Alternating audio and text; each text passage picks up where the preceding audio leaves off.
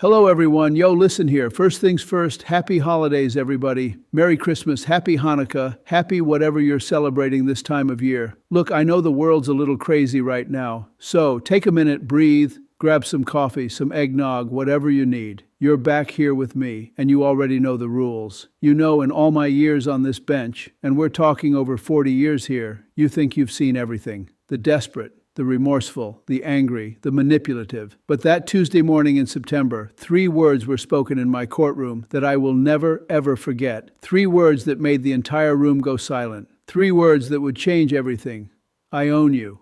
Let me tell you about Richard Vandermeer and what happened when a billionaire walked into my courtroom thinking his money could buy anything, including justice itself. I remember getting to court that morning early, like I always do. Been doing it for 40 years. My father taught me, Frank, if you're not 10 minutes early, you're late. So, there I was, 8:20 a.m., reviewing my docket with a cup of coffee Christina made for me. Strong black coffee, the Italian way. And I see his name there, Richard Vandermeer. City ordinance violations, contempt. Now I'd heard of Vandermeer. Everyone had. $18 billion, they said. Real estate empire, media companies. The kind of man whose name appeared in the Wall Street Journal more often than most people check their email. But money doesn't impress me. You want to know why? Because I grew up in Providence when it was rough. My father worked 3 jobs: construction during the day, security at night, weekend work at the docks. He taught me that it doesn't matter how much money you have. What matters is your character. And character? Well, that's something you can't buy. Christina leaned over that morning and whispered, Judge, this one's going to be interesting. Interesting? That's putting it mildly. The case itself started simple enough. Vandermeer owned this building downtown, the Aurora Tower. Beautiful building, 43 stories of glass and steel, but turns out its construction violated dozens of building codes. Then there were environmental violations, and when neighboring small businesses complained, Vandermeer's people responded with threats and intimidation. A young prosecutor named Jennifer Morrison, 28 years old, fresh out of law school, she built the case, documented everything, and when Vandermeer's lawyers tried to make it disappear, she wouldn't back down. I liked her already. The fines had accumulated to $1.7 million. Vandermeer hadn't paid a single cent, not because he couldn't afford it. The man spent more than that on his yacht's annual maintenance. No, he didn't pay because he didn't think he had to. So here we were, September 14th, 9 a.m., or at least it was supposed to be 9 a.m. At 9:07 a.m., 7 minutes late, the courtroom doors opened. Richard Vandermeer walked in like he was doing us all a favor just by showing up. 6 feet tall, silver hair perfectly styled, wearing a suit that probably cost more than most people make in a month. And he wasn't alone. 4 attorneys flanked him. 4, not 1, not 2, 4 lawyers, each carrying expensive leather briefcases. He didn't acknowledge me, didn't apologize for being late. Just strolled to the defendant's table and started whispering to his lead attorney like I wasn't even there. You know what I thought in that moment? I thought about my father, how he'd stand in line at the unemployment office during the Depression, hat in his hands, showing respect, even when he had nothing. And here's a man with $18 billion who couldn't show basic courtesy to a courtroom. Mr. Vandermeer, I said, keeping my voice calm. Thank you for joining us. I trust you understand why we're here today. One of his attorneys stood up quickly. Your Honor, if I may, I raised my hand. I was speaking to Mr. Vandermeer, counselor. He's capable of answering for himself. The attorney sat down like someone had pulled his chair out from under him. Vandermeer leaned back in his chair, had this little smile on his face. I understand the accusations, Your Honor. I don't understand their merit, but I understand them. The merit will be determined through this proceeding, I replied. But first, let's address your tardiness. This hearing was scheduled for 9 o'clock. I apologize, Your Honor. Traffic was unpredictable. It wasn't an apology, not really. It was what someone says when they're not actually sorry, and everyone in the room knows it. Traffic is unpredictable for everyone, Mr. Vandermeer, I said. Yet somehow the prosecutor, the court staff, and every single person in this courtroom managed to arrive on time. His smile faded just a little. He wasn't used to being challenged, especially over something he considered trivial. Noted, Your Honor. I let that moment sit there for a few seconds. You learn after 40 years that sometimes silence says more than words. Then I opened the case file. Let's proceed. Prosecutor Morrison stood up and began her presentation. I could see she was nervous. Young lawyers always are in high-profile cases. But her voice was steady. She laid out the violations one by one. Building codes, environmental regulations, harassment of small business owners, 1.7 million in unpaid fines. Your Honor, she concluded, this isn't about one mistake. This is a pattern of behavior demonstrating a fundamental disregard for the laws everyone else follows. Then Veneer's lead attorney stood up. Charles Whitmore, 63 years old, partner at one of those big downtown firms. The kind of lawyer who charges $500 an hour and thinks he can intimidate judges. But I've been dealing with lawyers longer than this man's been alive. Your Honor, Whitmore began, his voice carrying that confident tone of someone who's never lost a case he cared about. My client takes these allegations very seriously, so seriously, in fact, that we're prepared to resolve this matter immediately. He placed a document on the table, like he was revealing a winning lottery ticket. This is a settlement offer. Mr. Veneer will pay all outstanding fines plus an additional $2 million to be distributed to affected local businesses. Furthermore, all code violations will be remediated within 60 days. This seems far more productive than prolonging these proceedings. I'll admit, it was a good offer. More than anyone expected. I saw Morrison glance at her supervisor in the gallery. He gave her a small nod. Take the deal. I picked up the settlement document, read it carefully. Then I set it down. Mr. Whitmore, this is indeed a generous offer. Whitmore smiled, thought he'd won. We believe in resolving matters efficiently, Your Honor. I'm sure you do, I replied. However, I'm not interested in efficiency. I'm interested in justice. You should have seen the look on his face. The smile just vanished. There's a principle at stake here, I continued. When someone violates the law repeatedly over 3 years and only offers to make amends after being prosecuted, that's not remorse. That's calculation.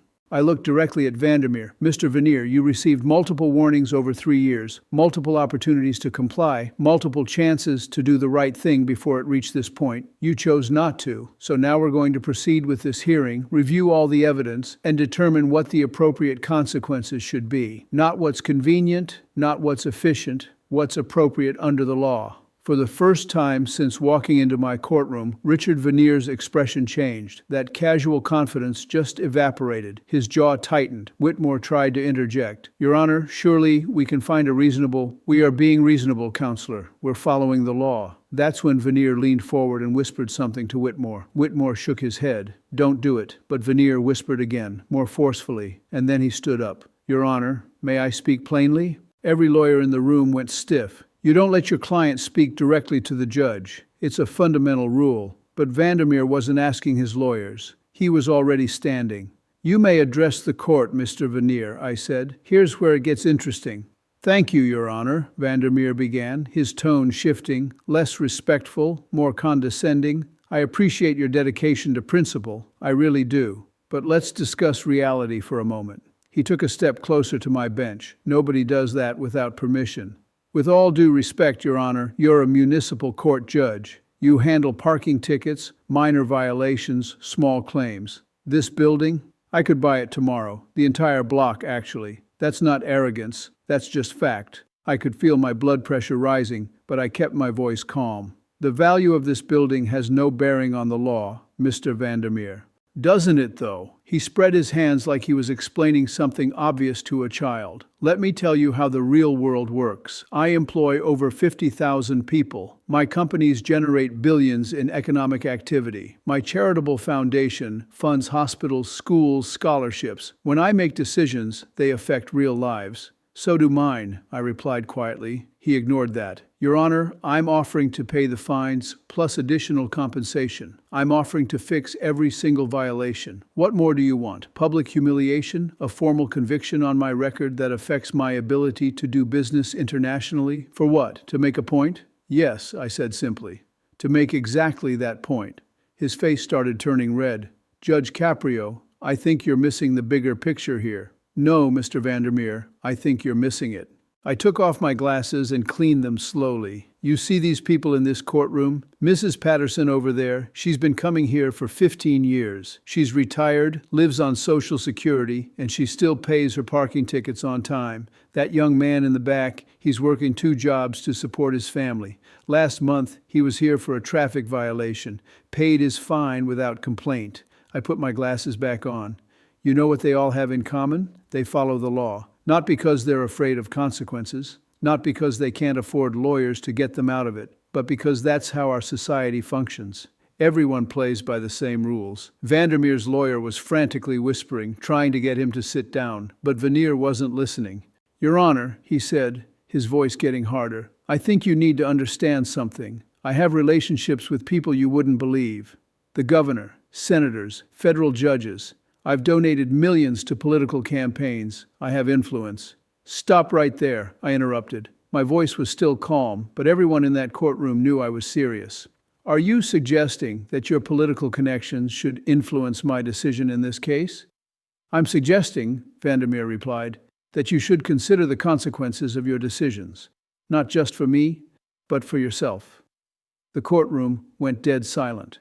"Are you threatening this court, Mr. Veneer?" "I'm not threatening anyone," he said quickly. "I'm stating facts. I'm stating reality. Do you know how many judges I know? Do you know how many lawyers in this city depend on business from my companies? Do you know how the system really works?" His attorney actually stood up and grabbed his arm. "Mr. Veneer, I strongly advise—" Veneer shook him off. "I'm done being patient here. Judge Caprio, I'm going to say this once. You're a small-town judge in a municipal courtroom. I respect that. But don't pretend you're the Supreme Court. Don't pretend this is about some grand principle. This is about a building permit and some fines that I'm offering to pay right now." He pulled out his phone. "I can have my accountant wire the money before lunch. This whole thing goes away. Everyone's happy. Why are you making this difficult?" You want to know what I felt in that moment. I felt exactly what my father must have felt when his boss at the construction site told him to cut corners on a job. My father quit that day, walked away from work he desperately needed because he wouldn't compromise his principles. "Mr. Vandermeer," I said, standing up from my bench, something I rarely do, "let me tell you what's making this difficult. It's not the fines, it's not the violations, it's your attitude. You walked into this courtroom 7 minutes late. You've shown no remorse whatsoever. And now you're standing here suggesting that your wealth and connections place you above the judicial process. I never said I was above. You didn't have to say it. You're demonstrating it with every word out of your mouth." That's when he completely lost it. Veneer's face went from red to almost purple. His hands were shaking. And when he spoke, his voice had this edge to it that made everyone in the courtroom uncomfortable. "You know what your problem is, Judge?" he said, taking another step toward my bench. "You've been sitting up there so long, you forgot what real power looks like. You think that robe makes you important. You think people respect you because of that title." "Mr. Vandermeer, sit down," I said firmly. "No, I don't think I will," he shot back, "because I think you need to hear this. I think everyone in this room needs to hear this. You want to talk about the law? I'll tell you about the law. The law is whatever people with real power say it is. And you're not one of those people." His attorney was pale, actually pale. "Your Honor, I apologize. My client is under tremendous stress." "Shut up, Charles," Vandermeer snapped at his own lawyer. Then he turned back to me. "Judge Caprio, I'm going to make this very simple for you. You have two choices. You can accept my settlement offer. We all walk out of here and life goes on. Or," he paused, looked around the courtroom like he was making sure everyone was listening.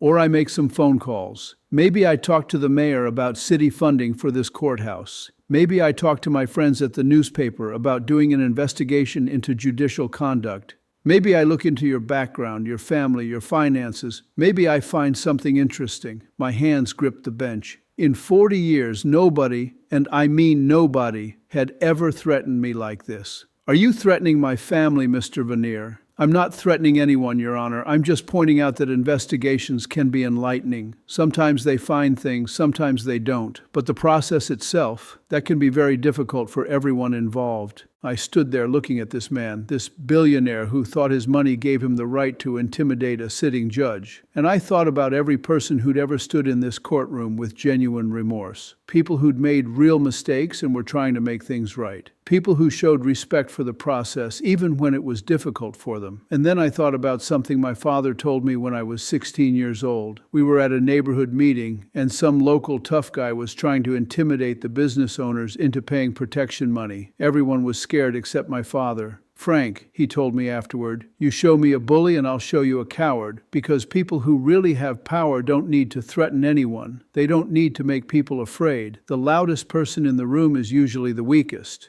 I looked at Richard Vandermeer and suddenly I didn't see an $18 billion empire. I saw a frightened man who'd spent his whole life buying his way out of consequences. And now, for the first time, he'd found something money couldn't buy. Mr. Veneer, I said quietly, I'm going to give you one opportunity to sit down, stop talking, and let your attorney handle this proceeding professionally. Or what? He challenged. What are you going to do, Judge? Hold me in contempt? Fine me? You think I care about your fines? You think your contempt citation means anything to me? He stepped even closer to the bench, so close that security started moving toward him, and then he said it, those 3 words. He pointed his finger right at me, and with absolute contempt in his voice, he said, I own you. The courtroom went silent, completely silent. You could have heard a pin drop. Nobody breathed. Nobody moved. Christina, my clerk, her pen had stopped moving. The court reporter's fingers were frozen over the keys. Even his own attorneys looked horrified. I stood there for what felt like an eternity, but was probably only 3 seconds. And in those 3 seconds, 40 years of judicial experience crystallized into perfect clarity. Bailiff, I said calmly, please approach the bench. 2 bailiffs came forward immediately. Mr. Vandermeer, I said, my voice steady as a rock, you are hereby found in criminal contempt of court. Furthermore, you are under arrest for threatening a judicial officer and attempting to obstruct justice. His face went from purple to white in an instant. You can't. I just did. Bailiffs, please take Mr. Vandermeer into custody. You should have seen the panic in his eyes. All that arrogance, all that bravado, all those threats, gone in an instant. Your Honor, please, I didn't mean, he stammered. You meant every word, Mr. Vandermeer, and now you're going to face the consequences. As the bailiffs moved toward him, his attorney finally found his voice. Your Honor, my client clearly spoke in anger. Perhaps if we could have a moment. Your client had multiple moments to stop talking, Counselor. He chose not to use them. They put handcuffs on Richard Vandermeer, right there in my courtroom. This man who claimed he owned people, who thought his billions made him untouchable, was being arrested just like anyone else would be. Judge, please, he said as they led him away, all the fight gone from his voice. I have a company to run. I have obligations. You have a cell to sit in while you think about what you've done, I replied. Bailiff, take him away. If you're still watching, I appreciate it. What happened next changed everything, not just for Vandermeer, but for every person who thought wealth placed them above accountability. Stay with me. After they took Veneer away, I called a recess. My hands were shaking, not from fear, but from anger and adrenaline. I went back to my chambers and just sat there for a moment. Christina came in with a glass of water.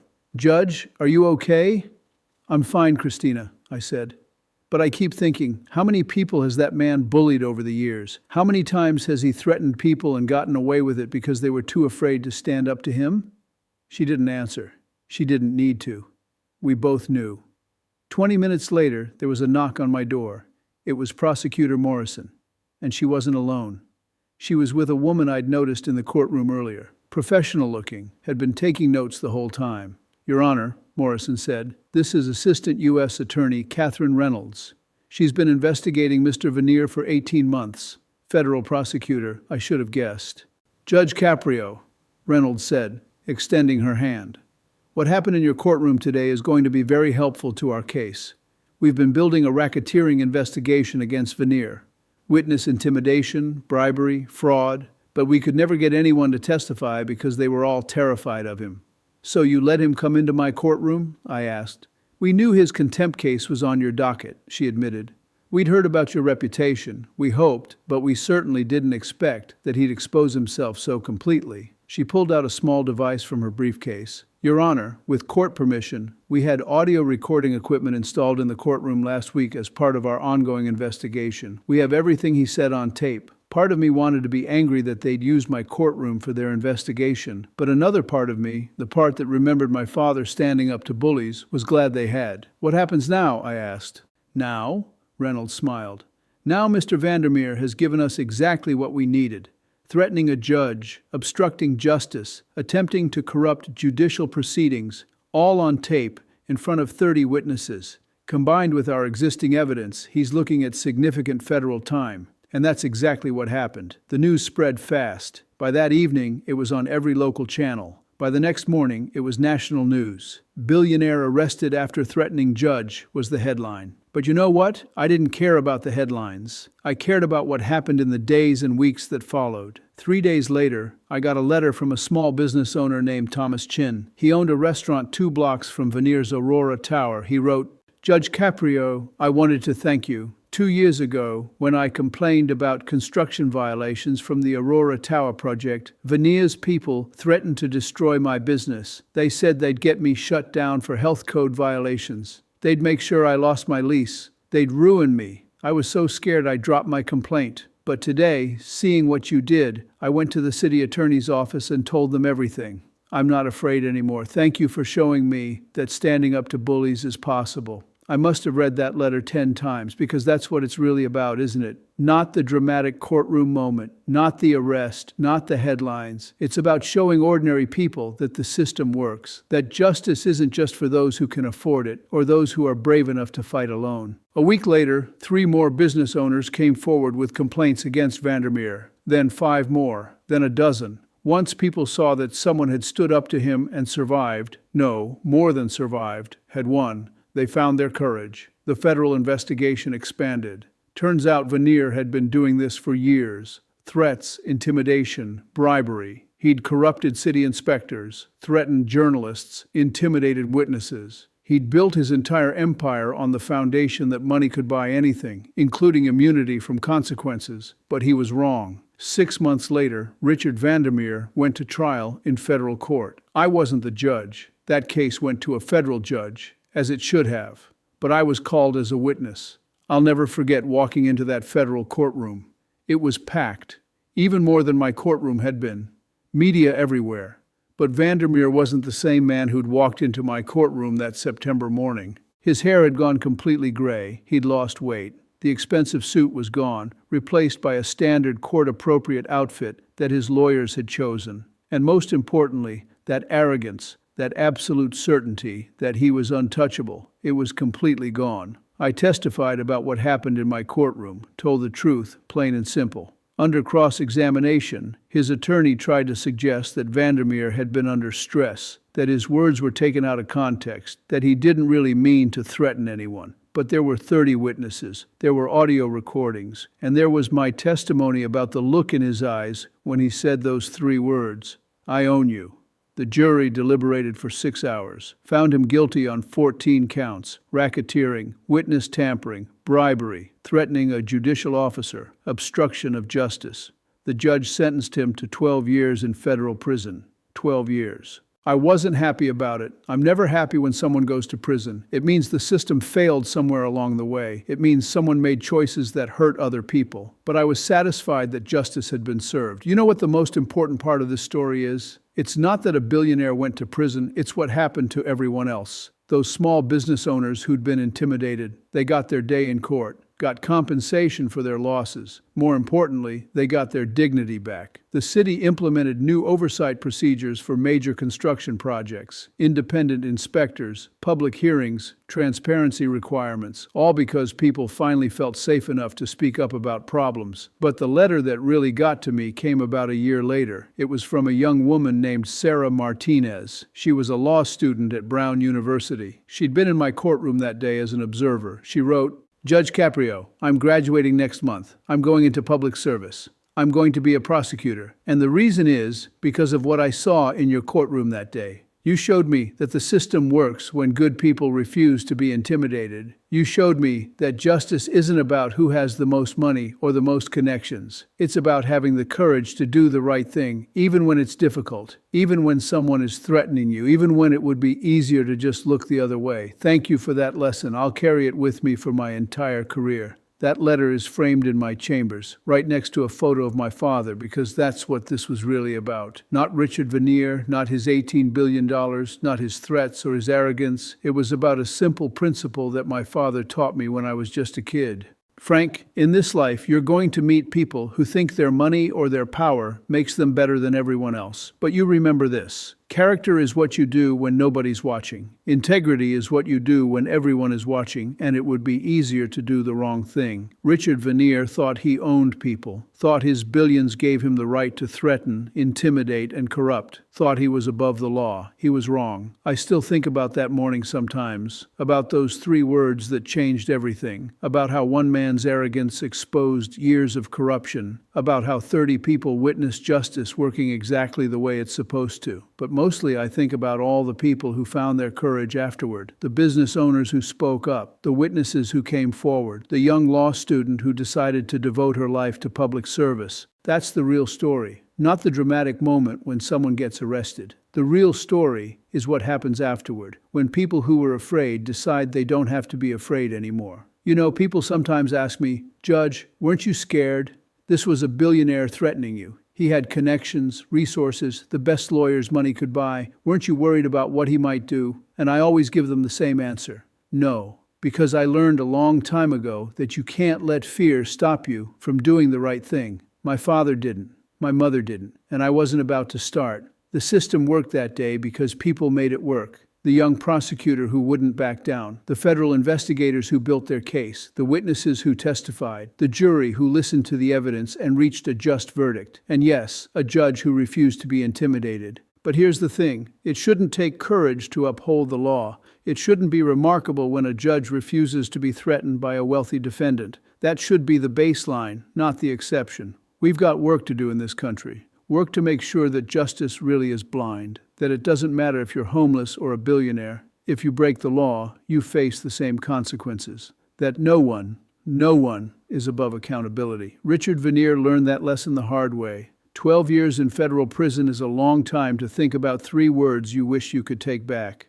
I own you. He was wrong. He didn't own me. He didn't own the system. He didn't own justice. Because justice, real justice, can't be bought, threatened, or intimidated. It can only be served. I'm Frank Caprio. Remember, sometimes the best judgment is not in the book, it's in your heart. But when it comes to corruption and intimidation, both the book and the heart say the same thing. Stand your ground, do what's right, and never let anyone make you compromise your principles. Thanks for listening, and God bless.